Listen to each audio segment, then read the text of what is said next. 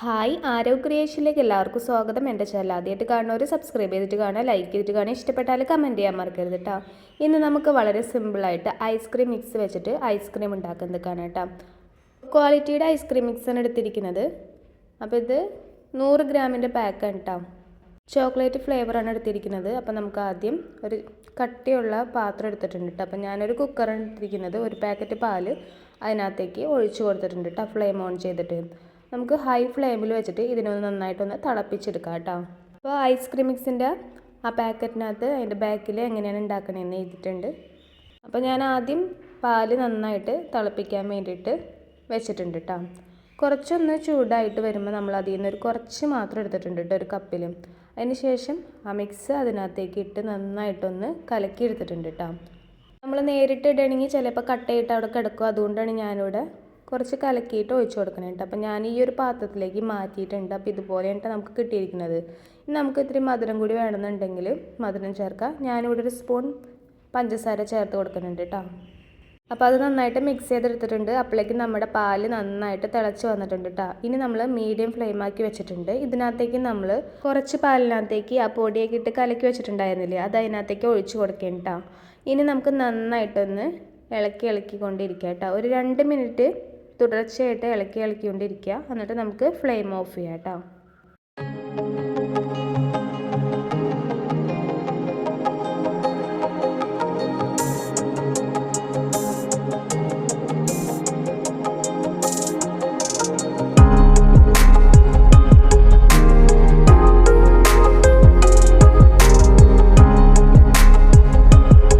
രണ്ട് മിനിറ്റ് കഴിയുമ്പോൾ ഇതേ ഒരു പരുവത്തിലായിട്ടുണ്ടാവും കേട്ടോ. അപ്പോൾ നമുക്ക് ഫ്ലെയിം ഓഫ് ചെയ്യാം. ഇനി നമുക്ക് ചൂടാറാൻ വേണ്ടിയിട്ട് ഒരു പാത്രത്തിലേക്ക് ഒഴിച്ച് വെക്കാം കേട്ടോ. അപ്പോൾ ആ പാത്രത്തിൽ തന്നെയാണ് നമ്മൾ തണുപ്പിക്കാൻ വെക്കുക. അപ്പോൾ ഇതിനകത്തേക്ക് ഒഴിക്കുമ്പോൾ ഒന്ന് അരിച്ചിട്ട് ഒഴിക്കുക കേട്ടോ. അപ്പോൾ അതിൻ്റെ പാടയൊക്കെ ഉണ്ടെങ്കിൽ അത് പോയിക്കോളും. അപ്പോൾ ഇത്രയും പാട എനിക്ക് കിട്ടിയിട്ടുണ്ടായിരുന്നു കേട്ടോ അരിച്ചപ്പോൾ.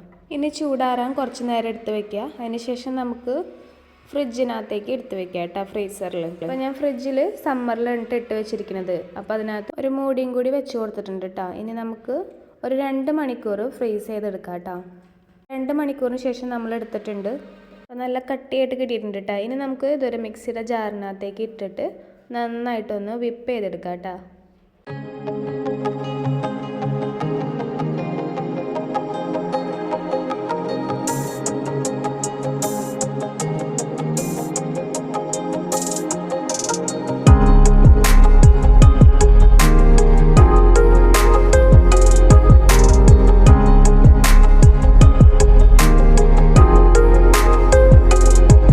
അതിനുശേഷം ആ ഒരു പാത്രത്തിലേക്ക് തന്നെ ഒഴിച്ചു കൊടുത്തിട്ടുണ്ട് കേട്ടോ. അപ്പോൾ ഇത് കട്ടിയായിട്ട് തന്നെയാണ് ഇരിക്കുന്നത്. ഇത് നമ്മൾ സ്പൂൺ ഉപയോഗിച്ച് അല്ലെങ്കിൽ ഒരു വിസ്ക് ഉപയോഗിച്ചിട്ട് നന്നായിട്ടൊന്ന് ലൂസാക്കി എടുക്കാം കേട്ടോ. നല്ല സ്മൂത്താക്കിയിട്ട് എടുത്തതിന് ശേഷം വീണ്ടും ഫ്രീസറിനകത്തേക്ക് വെച്ച് കൊടുക്കാം കേട്ടോ.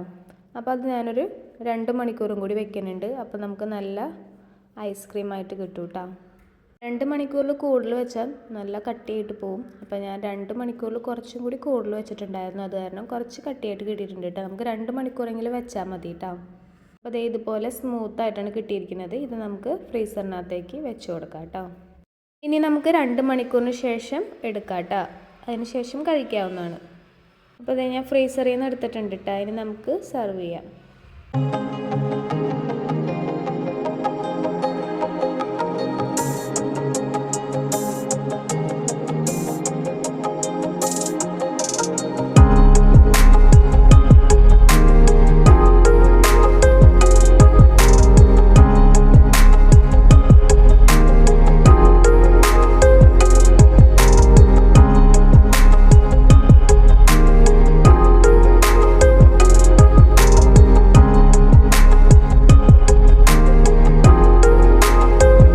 അപ്പോൾ ഇത്രയേ ഉള്ളൂ. വളരെ സിമ്പിളായിട്ടും രുചികരമായിട്ടും ഐസ്ക്രീം ഉണ്ടാക്കുക. വീഡിയോ കണ്ട എല്ലാവർക്കും താങ്ക് യു.